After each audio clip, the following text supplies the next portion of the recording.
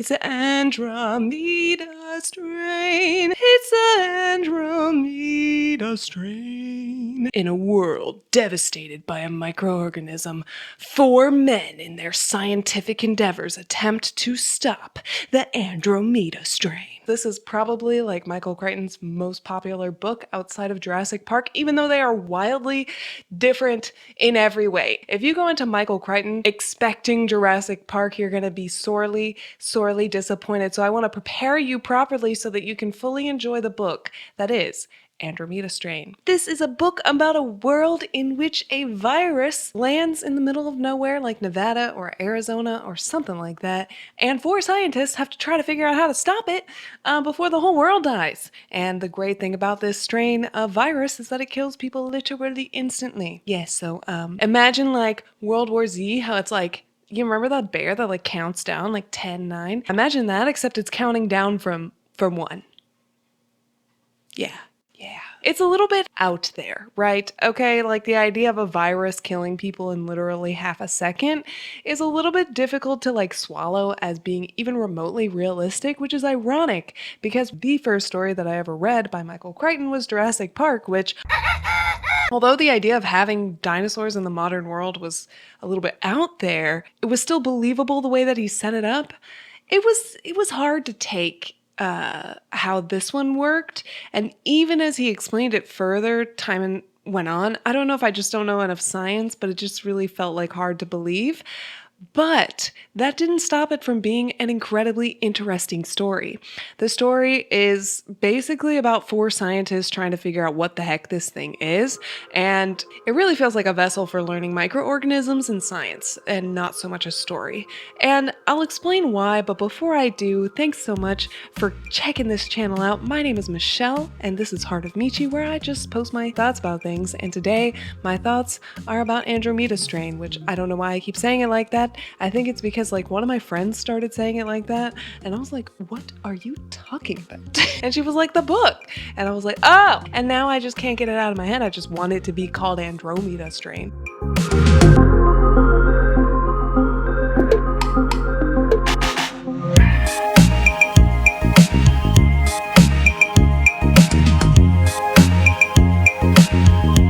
Michael Crichton, teach me anything about science. Like, I would be 100% happy learning science from Michael Crichton all the time.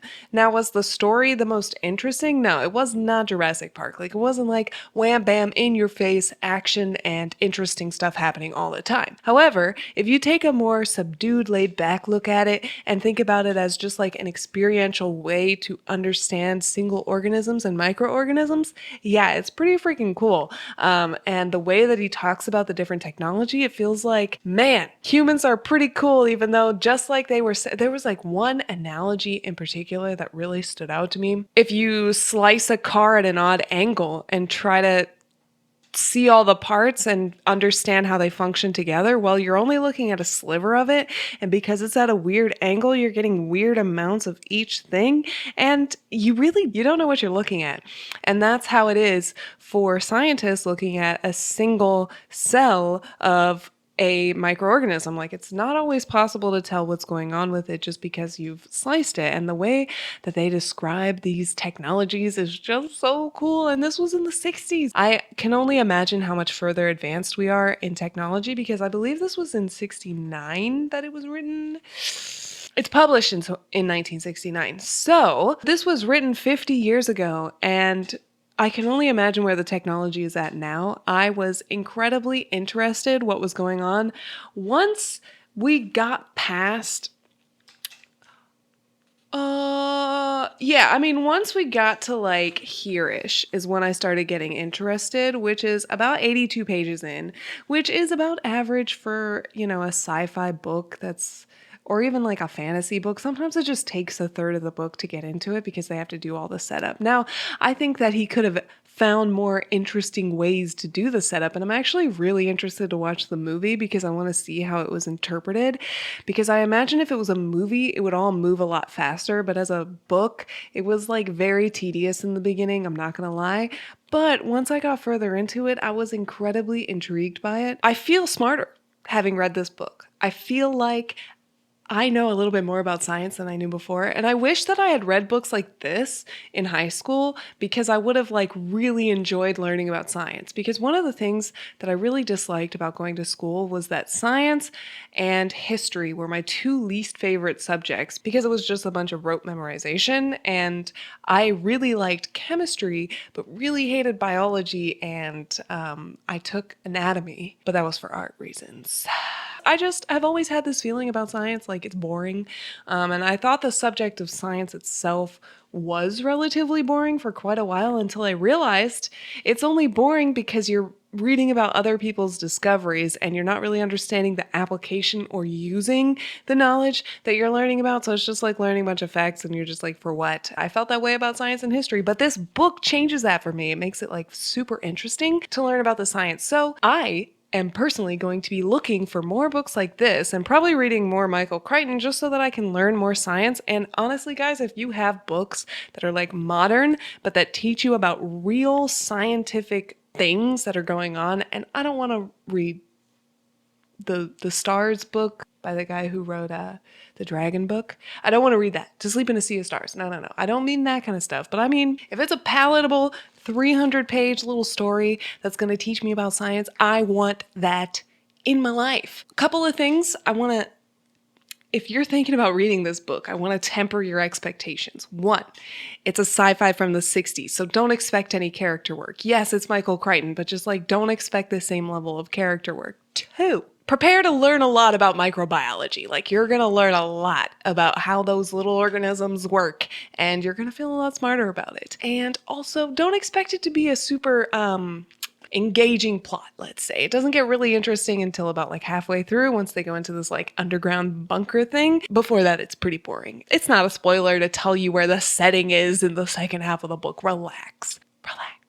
It's okay. You'll be okay. But yeah, I really enjoyed this book. I thought, I've been sitting here kind of comparing it to Jurassic Park, which is like really fun and really engaging. And this book was really not fun, but it was super interesting. So it's still rated high on my rating system because of the fact that it was so fascinating to read, even though it wasn't like, woohoo, exciting. You know what I mean? It wasn't like, wow, I love this. It was more like, dang, teach me more, master. Yeah, I just wanted to learn more from Michael Crichton about how microorganisms work.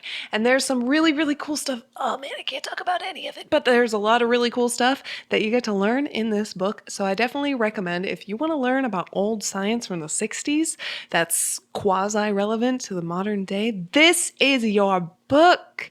If you want a book with a lot of action and a lot of really well-written characters, well, maybe read Jurassic Park instead, because this is not it, fam. But it is really interesting. So it's funny, some people have recommended it as one of their favorite Crichton books, and I'm like, why not Jurassic Park? But then I was thinking about it as well. Jurassic Park is much more written for the public. So it's much more written for a wider audience that is into more of the Hollywood side of things, whereas this book is really written for sci-fi nerds. Like if you're a sci-fi nerd, this book is gonna be your jam. Like really. I'm excited to read more Michael Crichton, but I hope that the other Michael Crichton books are just like a little bit more engaging with the plot because yeah, I mean, I read this while I was flying, so I had nothing else to do, and that was in its favor, but I don't know how many of these books I would be able to get through if I weren't, like, forced into a situation where my only option was to read or do other things. Wow, that's literally every situation. Whatever, you get what I'm trying to say. Anyway, Andromeda Strain is a pretty darn good book. I don't know why it's his most popular, besides Jurassic Park. But we'll see after I read more. I really want to read Congo and I want to read Prey. I have both of those books, so I'm looking forward to reading them. I hope that I get to learn as much about science as I did in this book, but thanks so much for watching me rant about Andromeda Strain. Andromeda Strain! Thank you. I don't know if this video had much of a point, but if you liked this video and want to see more videos from me, go ahead and like and subscribe.